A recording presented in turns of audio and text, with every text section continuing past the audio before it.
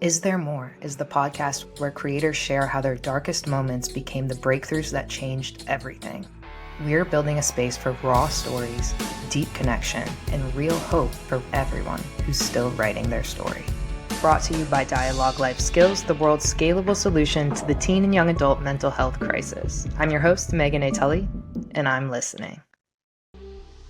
Today I sat down with Cait Starling, a mother, a coach, and a woman whose life has asked her over and over again to figure out who she is outside of the roles she's been given.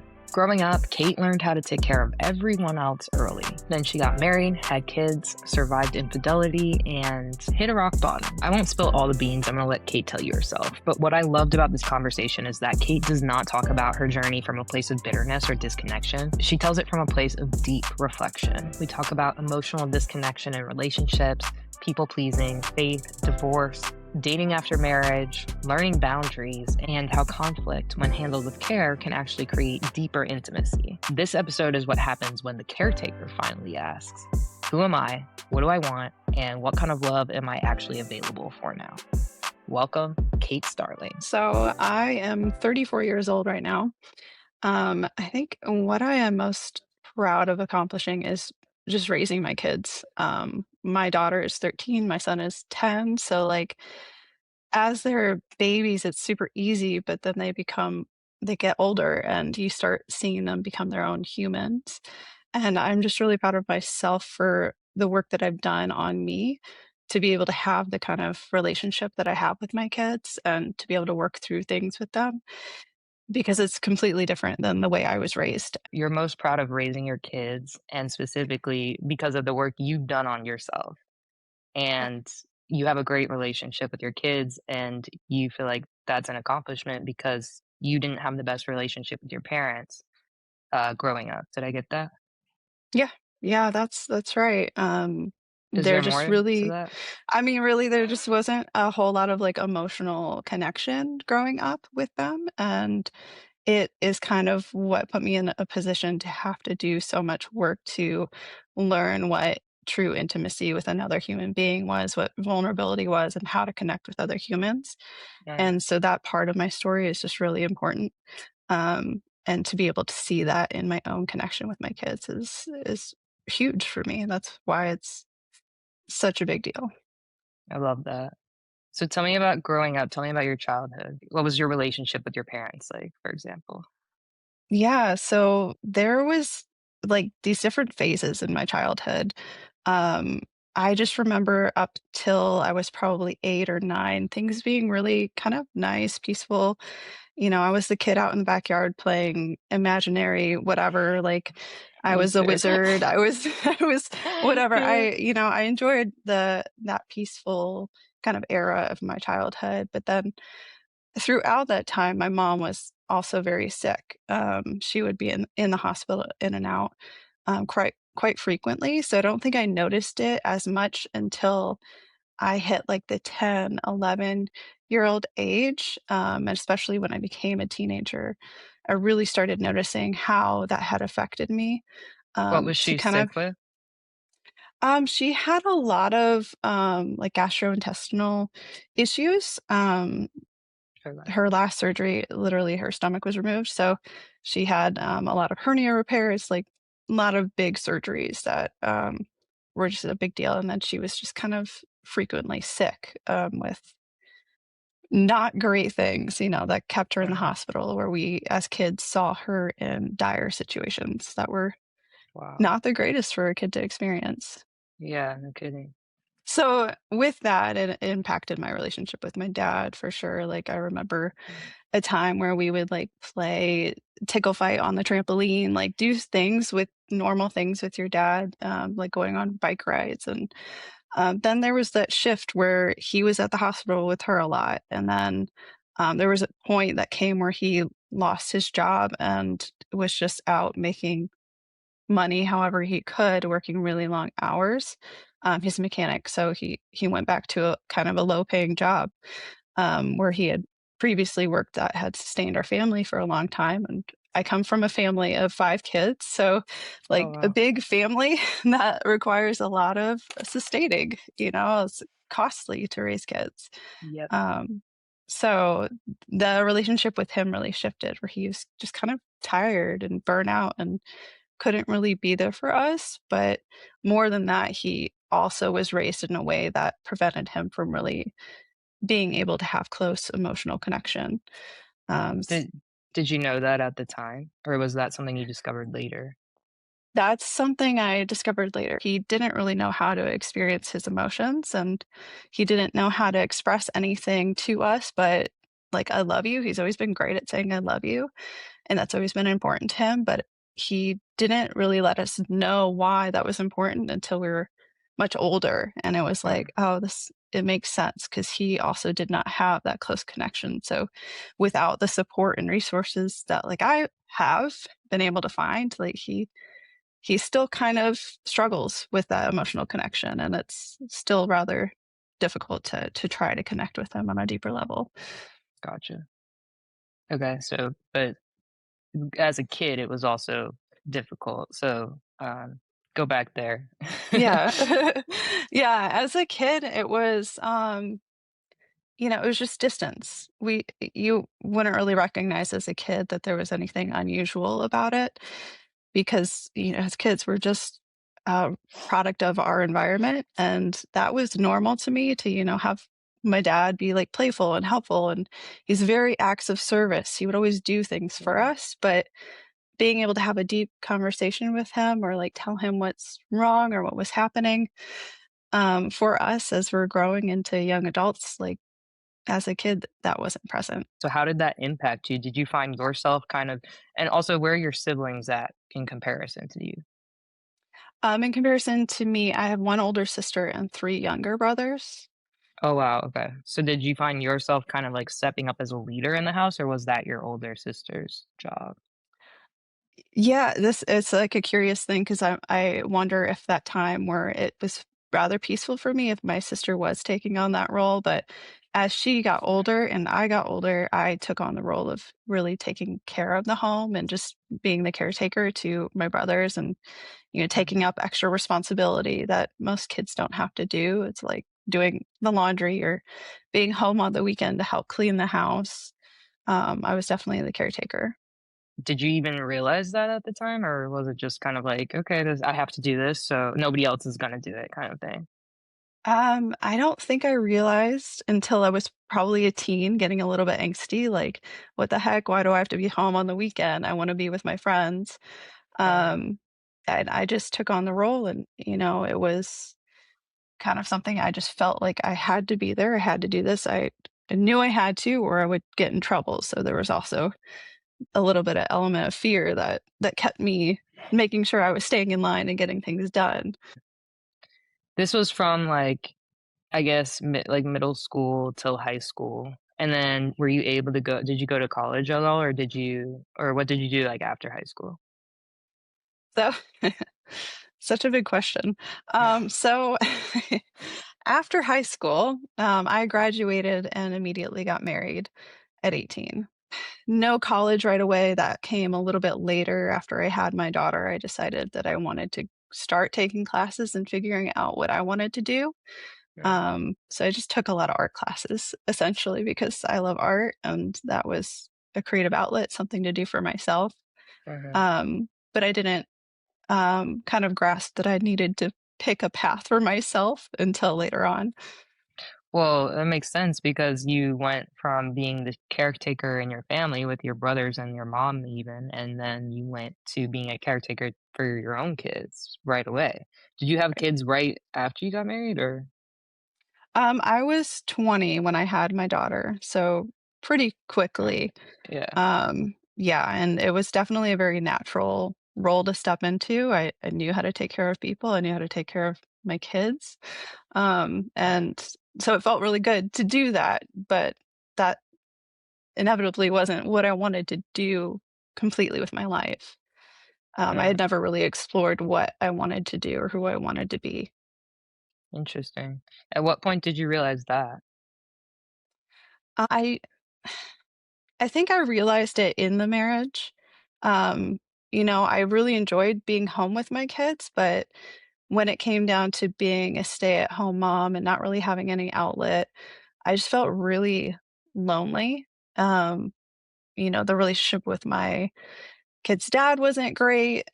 So I felt completely alone and like I knew I needed to find something for myself. Like I wanted to explore who I wanted to be. Um, but I kind of kept stopping myself because of money issues and like it just wasn't Mm, possible to, pay for daycare and school and go out and do that stuff. So I kept myself kind of in my own box. interesting. Okay, so you're 20 years old, you have your first kid. Yes, I have When when did you have your second kid? How old were you? they're 3 years apart. So yeah, maybe Okay, 23. 23. You have your second kid. You've been in a marriage for 5 years. What happens next?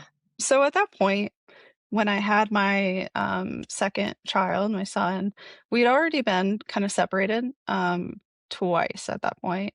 Once for You and your husband? yes, Okay. yeah, he had, um one was just because he went into the military and, was going Oh, through training, and then I had my son. so then that's almost like now you're also like the primary only caretaker now in that relationship as well because now he's in the military. Right. So now all the pressure is kind of back on you again as the mother figure. Yeah. I mean, I wouldn't say that it felt entirely different, though it actually was kind of a peaceful point in my life where I did just get to take care of my kids, and it felt really good to be there, and I Mhm. know that probably sounds awful to say, but, like, the No. relationship wasn't going well. I was working really hard before he went into the military, and not really able to be there with my daughter all the time. I was going to school, I was working long hours, being a caretaker. I was a in-home caretaker. So my very natural roles for me. By in-home caretaker, do you mean like for your daughters or do you mean like is a separate job or daughter and Um, son? no, like nursing care, like CNA work. Okay, Yeah, okay, okay, okay. yeah. Okay. So taking So you were a CNA also at that time and yes. going to college or Mhm. school, some classes, and also taking care of 2 kids. Yes. Yep. Gotcha. Um, but no, when I had my son, I was able to stop working because he went into the military and just really have that peaceful time with them. That was really nice. But it wasn't until my son was 9 months old that we moved back down with him to Florida, and that was kind of the separation point where I'd found out some things that had happened in a relationship with other people and decided that I needed to just stay home with my family, before joining him, and Oh, feeling okay. like the marriage could continue. Okay. So your son was Yeah. 9 months old. You're like 24 probably at the time. You guys your husband at the time comes back from the military and he moves you guys to Florida. And at that point, you find out there's infidelity in the relationship. Like, how did that feel when you found out there was infidelity in the relationship? Were you able to like have an open mind about it and talk through it, or were you just like, I'm out? Like, what was that like? When I found out, that was probably the first point that he had mentioned divorce and just kind of taking it on as like, "Well, I know you're gonna divorce me now." I was just kind of staying afloat at that point. Okay. So you were really just focused on raising the kids and you were trying to stay out of depression and you heard he wanted to get divorced for the first time. So you just kind of took it on as a truth of like, okay, he wants to divorce me. This is what we're doing. Okay. We did try to repair things, and that's when I actually did move to Florida with the kids. Oh, nice. Yeah, and I was there for a year and a half, 2 years. We actually bought a house down there. It was kind of like the ideal life. I had a nice home. I was home with the kids, and it was what everything that I really wanted it to be, except for the relationship with him still was very distant, very disconnected, and again, the pattern of the emotional disconnect kinda kept Mm. coming up, and there just was that emotional distance between us. There was no true emotional intimacy. Is there more to that? Yeah, I mean, I think that at that point, I still had not really understood the distance that there was. I knew that I felt really alone. Like I didn't Mm. understand what was missing in the relationship, that I really craved this, like, life with another human. I craved the closeness, but I didn't know how to get there. And that has been my journey, is just trying to figure out how to create that connection with other humans and bridge that gap, that thing that I didn't have, I didn't experience. Um, Wow. I yeah. love that. I craved the closeness, but I didn't know how to get there. And then you set out to kind of take responsibility for that and say, well, it's my responsibility to create the connection that I want. So I'm going to figure out how to do that. Yeah. Instead of kind of putting it all on the other person, you sort of chose the empowered path, which was to learn for yourself how to do that. Would you say that was true? I'd say it was kind of both. I probably would have blamed other people for the disconnect, but I also really blamed myself. I have taken on the role of really taking on all blame for anything Mhm. wrong, in my life in connection with other people. That's always been kind of the role that I took, was like kind of a scapegoaty, like, Mhm. "Yep, no, but it's all me. I'm the problem," was kind of where I landed in relationship, and I kept myself away from other people because of that. Oh, wow. Did your parents tell you that when you were growing up, that you were the problem, and so that kind of got into your head, or do you think it was mostly a self-imposed, belief? I don't think they ever said anything like that. But I think through like the actions of the expectations that were put on me, it felt like that I had to exceed, like, above and beyond, be the best, be perfect, or I would bring another burden to the family, and I didn't Mm, wanna be another burden, so I was really hard on myself in that aspect, and then there's religious upbringing. I am a Christian still, but in that era of Christianity, I think that, a lot of blame and pressure was put on especially girls to be perfect. right. And I think that was another contributing factor. It wasn't all my parents, but definitely the environment I was raised in. Yeah, I was gonna ask that too. That makes sense that being a Christian, you were also kind of put into a more maternal, from a patriarchal lens, role, Yeah. um, and you had that pressure on yourself probably from the way you were raised, not just from your parents, but also from the church. And you're still a Christian, which I find interesting. Why did you choose to continue that faith? I think, it's always just been really important to me, and I've realized in my own growth, that connection with a higher power, with God, has really helped me continue to connect with myself. I can look at it, the philosophies, the things that are taught in Christianity, a lot differently now, and I feel like I see God in it differently than many other Christians do, which does make it difficult to continue to have those conversations, but it's still really important to me to be connected to something higher than myself. That's beautiful. And it's interesting that you say you now see the philosophies differently, because as we grow, our perspective changes. Well, not everyone, I guess, but our perspective can change, and then we can become closer to the truth if we decide to open ourselves to see it that way. Yeah, Um, absolutely. if you're new here, hi, I'm Megan. I'm an actor and filmmaker from St. Louis, Missouri, turned content creator. Today I'm drinking Texas tea. If you guys want to check out Texas tea, you can get a 10% off, link in the description below. And if you're enjoying this episode with Cait so far, please give it a like. Please subscribe to the channel. It really helps us out. Turn that notification bell on so you never miss an episode. And yeah, leave a comment about what you love the most about this conversation. Okay, now back to the show. Yeah, after Florida. You tried to repair the relationship. You were finding that it was a lot of still emotional disconnect, and you were seeking to have a connection. So then what happened? It's so funny because I think that, like, I went through this really long period of time of, like, wanting to do more, feeling like I had to be more, feeling like I had to go back to work and still be part of the provider.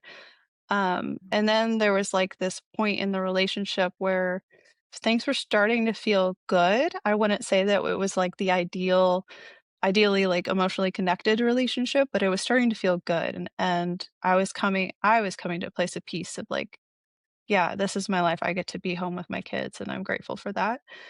And then I found out he was cheating on me again. And this was like 2 weeks before my mom was having a major surgery. He was being deployed. It was quite a, time period in my life that was kind of, like, earth-shattering for me. Is there more? Yeah, I mean, I think that was the first time in my life I really, like, let myself be angry. Naturally, I was angry before, but I think I was so focused on my kids. But I just felt, like, this massive amount of anger, like, boil up in me, and I was kind of letting it be known for the first time. He kind of already accepted that I was gonna divorce him before I even said that that's what I was gonna do, and I did not divorce him right away. I'm sure it's hard in in relationships, it's difficult to make a decision, especially when you are married, you're a Christian, you have kids together, like, it's a lot. It's a lot on your shoulders to make a decision. So, tell me this, at the time, were your parents the type of parents that are like, "We love this guy, you have to stay with him," or were they, like, totally kinda hands off in your life? What were your parents like in relation to your relationship? Um, I think you could probably gather that my dad's very hands off. He was Right. not super involved in it. But my mom was like at that time we had become friends. Like we, talked had my kids and she was a fantastic grandmother. She loved my babies so well. And so we were really close and she was furious. She was angry and she just wanted me out of Right. there. But then we also had the weight of the surgery coming up, and so she wanted me to kind of decide that I would leave before she even went into surgery because she didn't know if she would make it out, Oh, which at wow. that point, I hadn't decided yet, so that was kind of I had to, you know, It, take like, on forced that. you. Yeah. Yeah. So basically, I packed up my little car with only the essential items that I needed and my kids and my dog, and we headed up to Illinois, where my family is, where I'm from. And Wait, how did you escape? I mean, not escape, but was it easy, or did you go while he was gone, or what happened? so I think my kid's dad had just kind of accepted, like, yeah, she's leaving me. And he's not a violent person. I felt safe leaving. I basically just told him I'm packing my stuff and I'm leaving. He And didn't he care, you just took the accepted kids? that. He didn't care. It would be the next week that he would be deployed. So it was kind of like Oh, he was going to be gone anyway. mhm. Our house did get left alone for a while, so that was interesting. But yeah, we took a nice little road trip up through North Carolina and through all the states, me and my baby. So it was kind of an interesting time, my first road trip alone with them. Wow. How old were they at the Yeah. time? My son would have been 3, I believe, and my daughter 6 then. What year are we talking about now? Let's see, it would have been 2017, I wanna say. So we have some time between now and then. Okay, I see where we're at. Okay. Right, yes. It's a very, very long and windy path that I've been on. No, but it's so relatable because, like, I feel like we're just oh, like, everyone can relate to being in a relationship that they know they shouldn't be in, or they just don't have the tools maybe to continue even if they wanna be in it. So, yeah, I think this is a great it's such a great story because you're also super introspective, so you kind of understand, like, from all angles at this point, what was going on and why, and that's why I'm excited, for you to keep telling it. So, okay, so road trip back to Illinois. It's a long drive. Mhm. You get back Yes. safe, I'm assuming. Yeah, we got back with only a few minor, like, incidents with the children. At one point, my son was throwing peanuts at me from the back seat, and, Like, "Are we there yet?" I was like, "Thank God we only have an hour left." But, Yeah. yeah, we made it back, and so we settled in at my parents'. I'd say it was probably the 3rd time I lived with my parents in adulthood, so it kind of felt very defeating, but I was grateful to have a place to come home to and, not be on my own with the kids. And you're So still we only, like, 25 at this time, right? Yeah. Yeah, I think I was Okay, so you're 25 at that still, point. like, pretty young, so defeating is funny to me, but Kids nowadays would be like they're living with their parents till they're like 35. So Oh my yeah, I get gosh. yeah, it's a different time now, but I know what you Mhm. mean too. I was very independent. I left as soon as I was 18, so whatever. But your mom's going into surgery. Yeah, my mom went into surgery. Surgery actually went really well. Um, Loved the surgeon that did it. She really took care of her for the first time in all of the surgeries my mom had ever had. She had a really great surgeon that did a great job. Um, and then it was just the recovery process of that. It's a really intense surgery. So I don't know if you know, like a cancer patient, someone that has cancer in the stomach would have their stomach removed.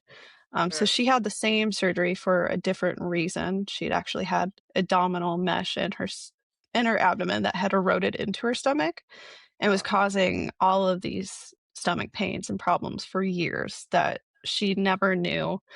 We never figured out what was causing it until she found the surgeon. So she had that surgery. She was starting to recover from it. She was starting to feel better. But then at a certain point, I remember her saying that she didn't think she was gonna make it. I think her body just it was too hard on her. And so she was just kind of withering away. And so it was, I think, 3 months after her surgery that she passed away. It's definitely a lot of trauma that came out of that situation, experiencing, um, the EMTs come and take her, and then she was on life support for a little bit. And then we ultimately had to decide to let her go because there was, no brain function. There was nothing to hold on to, and I just remember being in that room and feeling like her spirit is gone, and, it's where my faith comes into play. It just felt like she wasn't there, and so, we decided to let her go. So that was quite a difficult time kinda adding on to the depression I was already experiencing and then losing the person that had become my best friend, my mom, and, trying to make my way in life, but it also was kind of foundational for me to be able to become my own person because I still was really reliant on her. It's not that I would definitely take her back any moment I could, but, I just kinda have to look at things with a different lens, different perspective to be able to understand the things that have kind of happened in my life.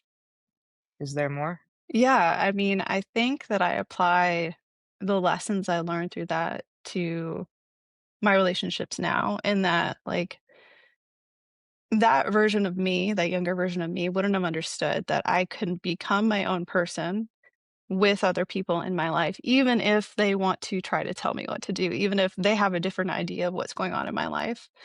Um, Even if they have a different vision for me, it comes down to me and I get to decide.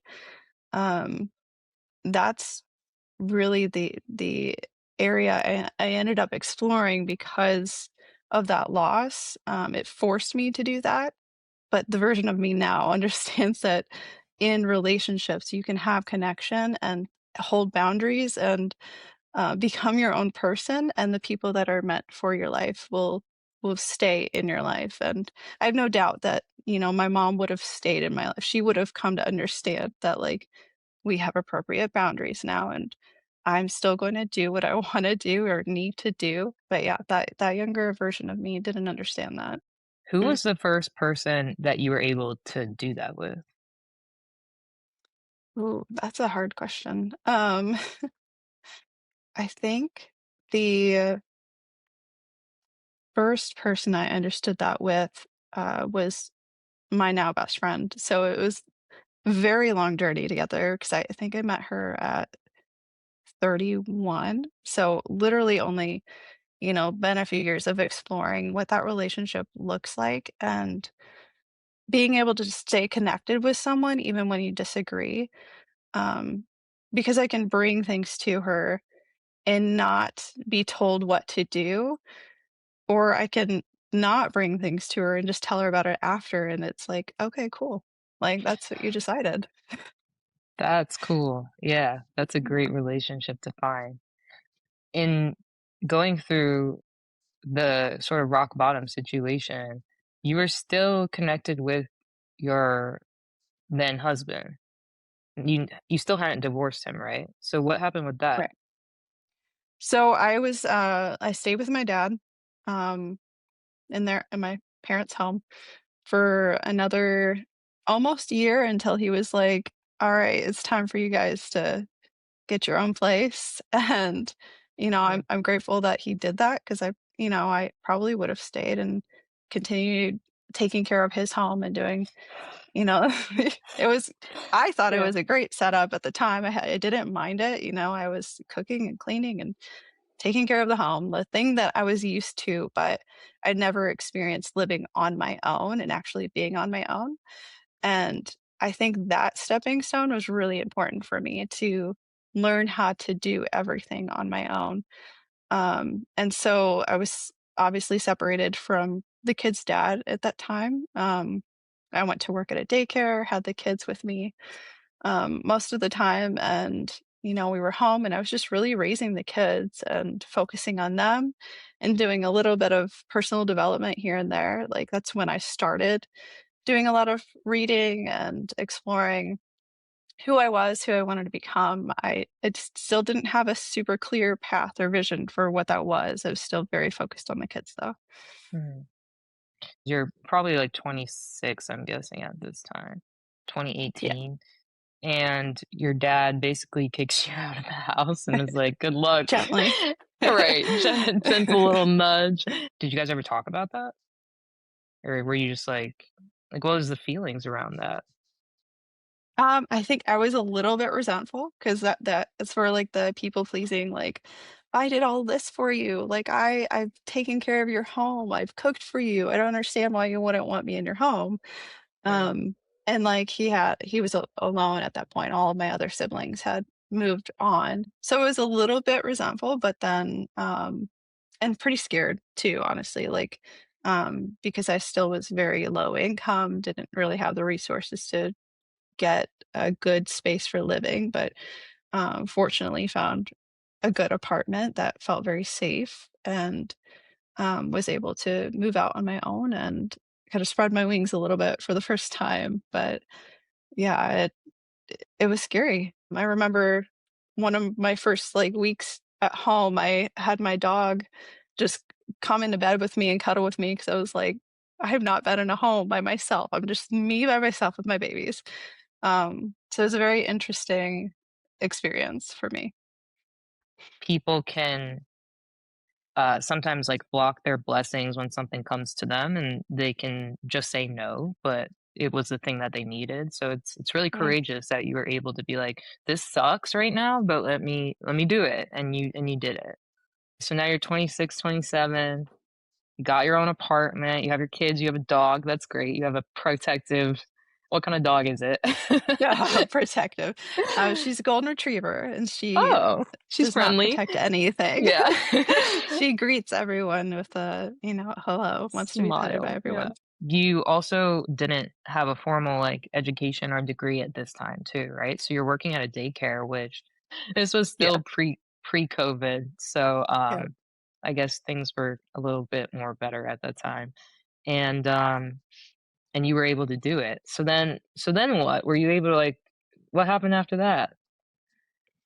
Yeah, so, that's funny you say that. Pre-COVID, like, the wages were a lot lower pre-COVID, so, Oh, um, I okay. survived. We made it work, and I'm very grateful for that job role that I had, being able to be with the kids, and then having a good boss that, like, was Mhm. very helpful in that. I actually worked with my sister-in-law, so that was kinda cool that I got to get to know her better. That's Um, cool. After that, I would take the kids back to visit their dad in Florida, every summer, so I don't know if that's, like, maybe 3 summers. Mhm. And then at one point, he said, "I think I wanna move forward with divorce," and I was upset, but then I was like, "Okay." Like, we're already living separate lives. There's not really anything we're holding on to besides the facade that we have a solid family unit, and Mhm. it was time to let that go. So, we moved forward with a very amicable divorce. I'm very grateful that, like, I didn't have to deal with a lot of the struggles that I see a lot of women go through when they go through divorce. It didn't Yeah. happen that way, you know.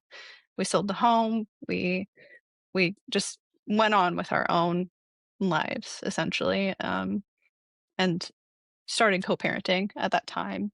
I mean, we had been co-parenting really like via Yeah. phone calls, but that really set up the parenting plan and like, okay, well, this is when you're going to see the kids, and it made things work a lot smoother after the fact. No lawyers involved or anything? We just had one lawyer, one lawyer, and he filed for us. And I think, you know, I went into a virtual courtroom because this was COVID era divorce. So via Zoom, I got divorced. Let's go. Yeah, anything Yeah, is possible these days. for sure. That's cool. I've Um, actually never heard that before. I didn't know you could just get on Zoom and get divorced. yeah, I don't know if they still do it that way, but like that, you know, it was 2021. Yeah. Um, and basically at that point, I was very excited. I was very ready to just sign those papers and kind of feel like I could move on because I, like, for the whole year that we were preparing for it, just kind of felt like I was in a box where I couldn't like go out and meet anyone. I didn't feel like I wanted to do that because I still had this, you know, a marriage kind of hanging over me. So It you, was you kind of decided to be faithful to the end. basically, yeah. That's good. Yep. That's nice. It's very Christian of you. Yeah. I I think love it was that more though. the element of, like, wanting to start a new relationship on better grounds than, Like on a still having a fresh slate, marriage. kind of. Yeah, fresh slate for sure. So, Gotcha.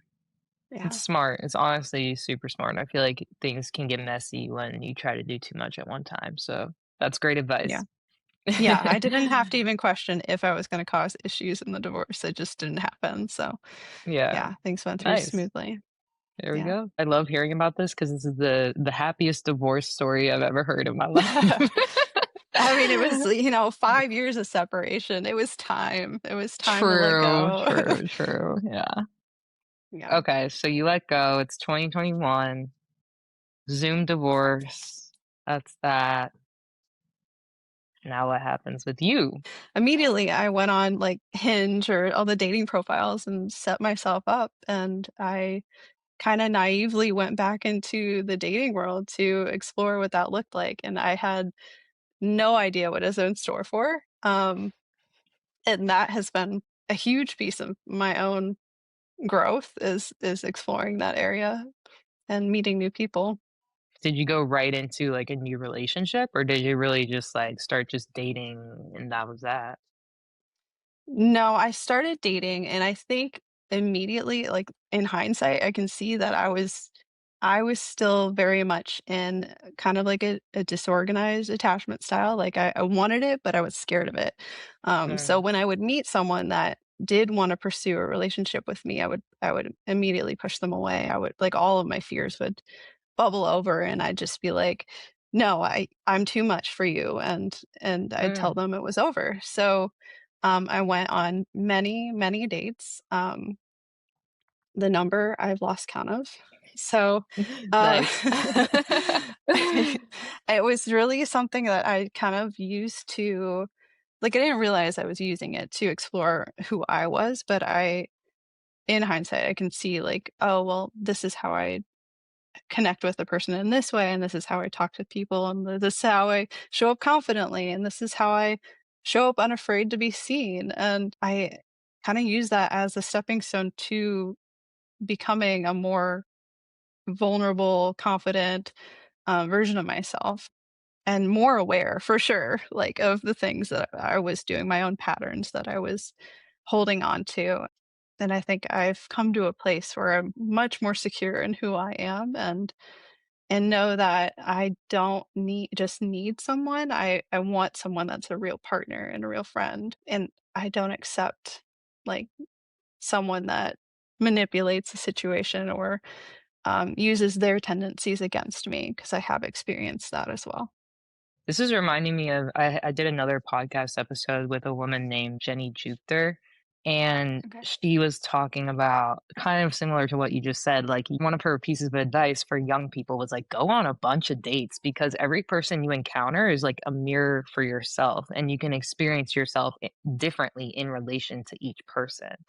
Right. And that's cool that you kind of did that as a practice in a way to experience yourself and then also learn your own patterns and grow from that and kind of uncover what you needed to heal and sort of work on in yourself. Would you say that's true?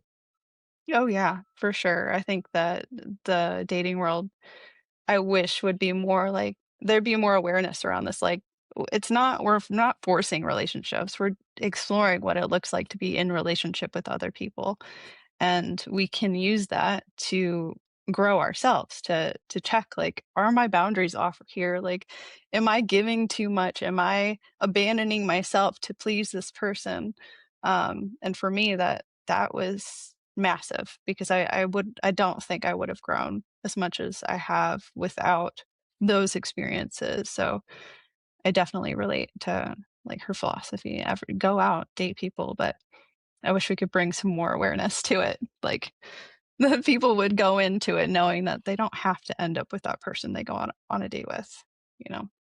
I'm not very familiar with the the dating pool right now. Would you say that like most people are going into it looking for a relationship, or do you think it was like the app you were using, or Yeah, I think that people come into dating it on like totally opposite spectrums, right? Like we have the people that are like, I want a relationship and it better be with this person. And then we have the people that are just like, yeah, I want a relationship. I'll go with the flow. We'll see what works. And eh, on the far side of that is like kind of more like manipulative behavior, like telling people that they want a relationship, they really don't. Like mm, there's a lack of awareness, like I said, like of what yeah. people actually want. And when someone says they want a relationship and then they decide they want one with you, it can bring up a lot of those core wounds that are like definitely bring up a lot of anger and a lot of resentful, bitter behavior that I've definitely experienced. Like where it gets to the point where men don't want to pay for dinner because they think they're being used. And it's like, no, like we're Mm. just showing up, trying to get to know each other. And, you know, I want to be met with the kind of consistency that I want in my life. So if you want to be in my life, then I want to see that. I don't want to, have to get to a certain point to be like, oh yeah, I'll pay for your dinner. Like it's Yeah. kind of wild. Yeah, no, I've definitely heard about that stuff. And I think like just because there's such a culture of like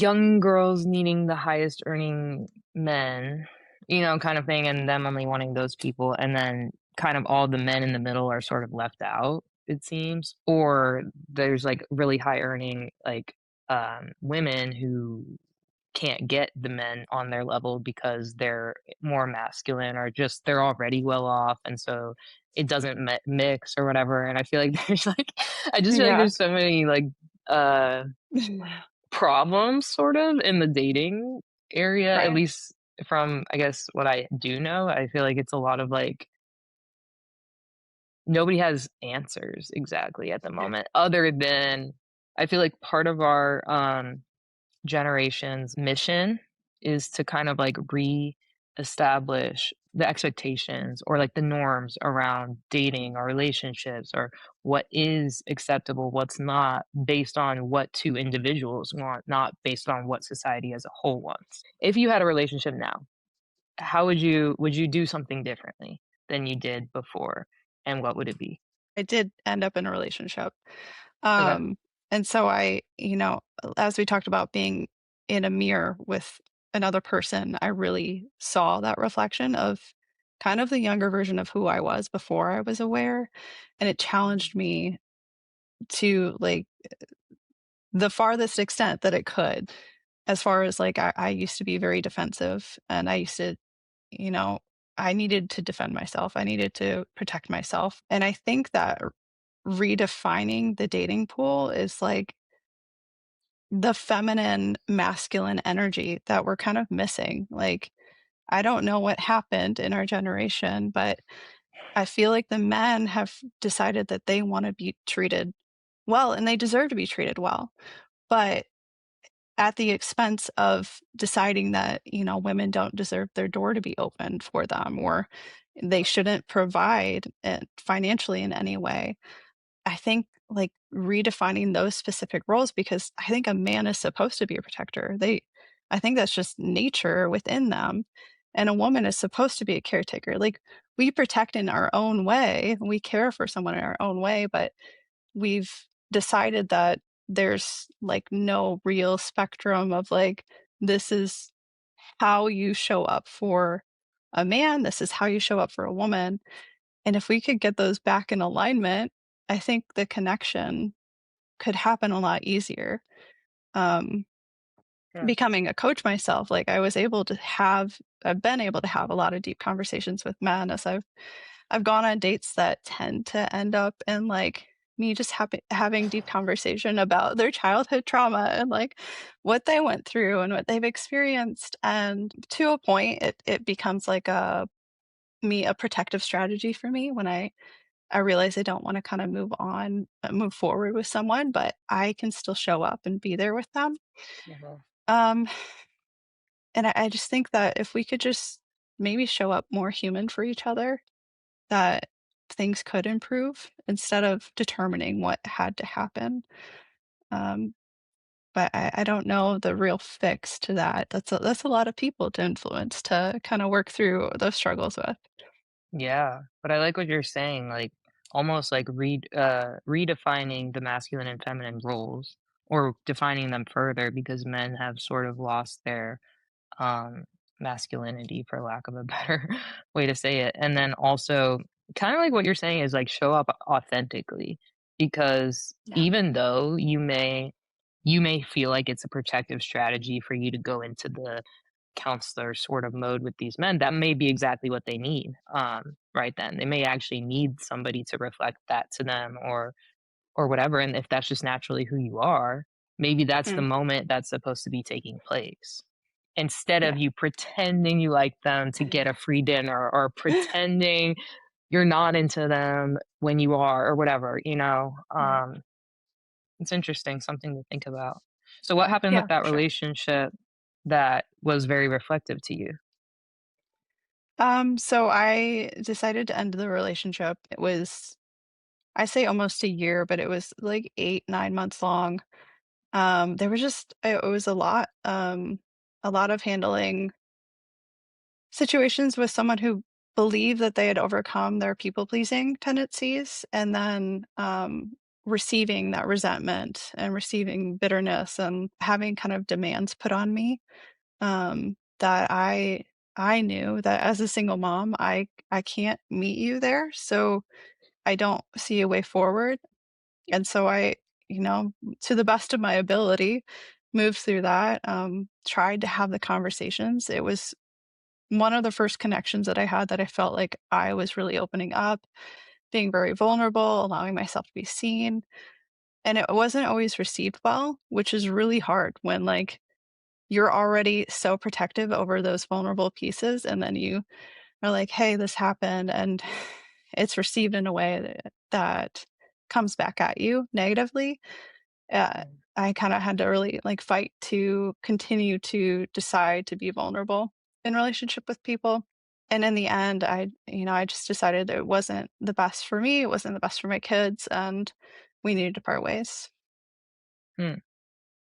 Did you find that in finding yourself being vulnerable and it being met negatively, you started to gain empathy for people who have done things like infidelity in a way? Or no? It's so funny you ask that. I think that, yeah, through my own journey, I've been able to see, um, the infidelity, especially with my ex, like, how he was struggling. Not that it makes it okay. I still don't think, no matter what wounds we have that we're working through, it's not okay to, harm someone else with it. But I think that because of the lack of, like, emotional vulnerability that was in that relationship, there was a lot of shame, a lot of things that he was holding on to that he was unwilling to share and bring forward to me, and I could have been a part of that too, like, maybe the way that I was showing up was not able to receive that. I've definitely softened myself to that, like, those people also have things that they're working through. If it's a repeated pattern that keeps happening, it's time to be aware and to start making changes for yourself and for the people around you. But I definitely can find a soft spot for like, oh, I wonder what wounds they're dealing with or what they need help working through. Yeah, That's cool. Yeah, because from what I've kind of researched and just in my own life as well, I just feel like those people, exactly what you said, they're also hurting, and this is just their coping strategy.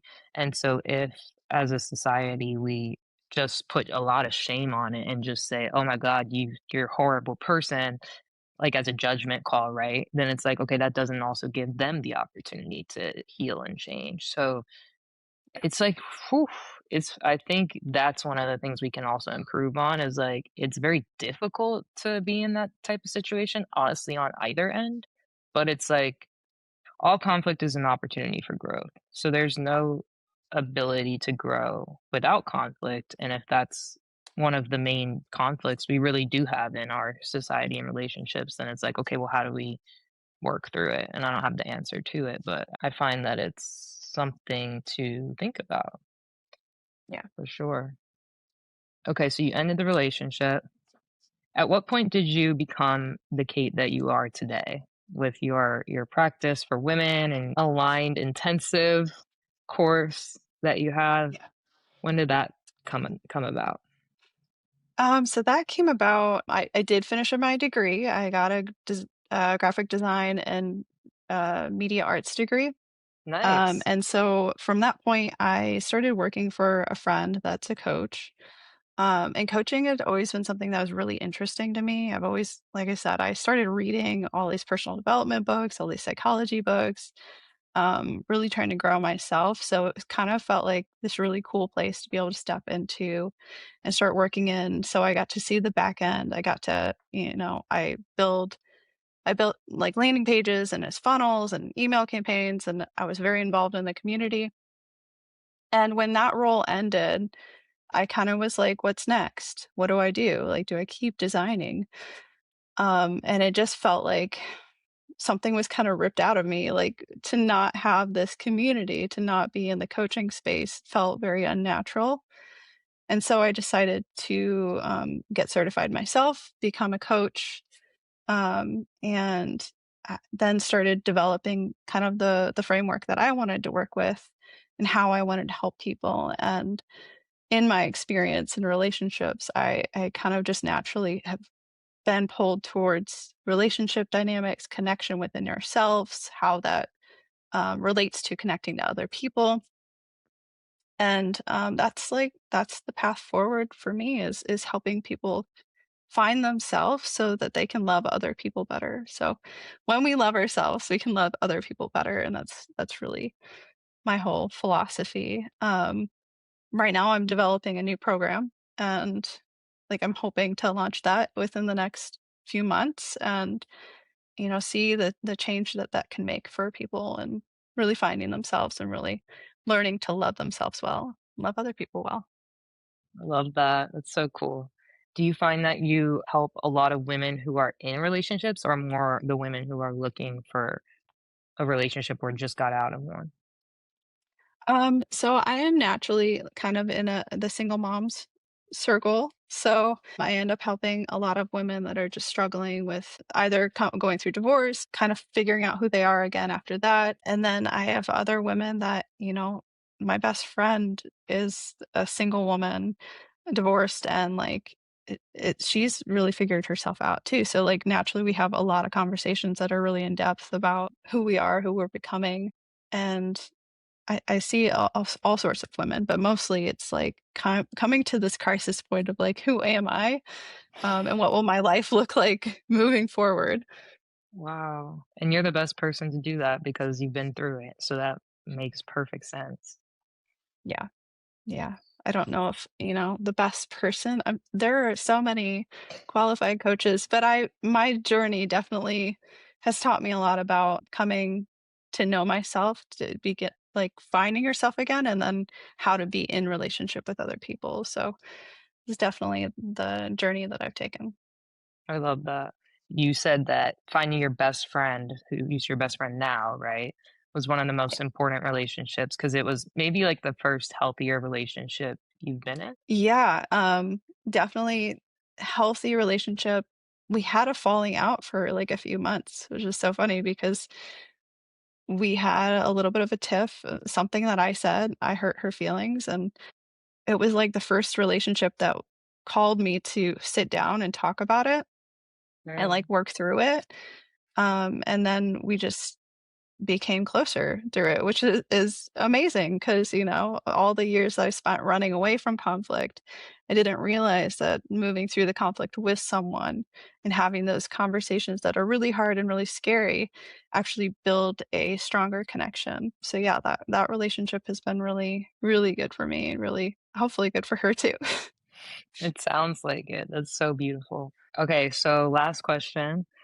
If you had to go back to being like 16, 17, 18-ish, right around then, what advice would you give your younger self? Hmm. Oh gosh. I think the advice I would give my younger self was to choose the path that you wanna go on, um, and just move forward with it no matter what anyone else says. Nice. Yeah. Make some enemies. Just kidding. Yeah, make some enemies. That's awesome. Yeah. Well, thank you so much for being a guest today. I really enjoyed this conversation, and your story and just who you are is so inspiring and empowering to listen to. So thank you for sharing. Oh, thank you for having me. I really appreciate it. This has been a fantastic conversation. I really enjoyed it. Thank you guys for watching another episode of Is There More? If you liked this video, if it did something for you, send it to a friend and subscribe to the channel for more videos like this. That was Cait Starling. I'm your host, Megan A. Tully, and this has been Is There More? Thanks for listening.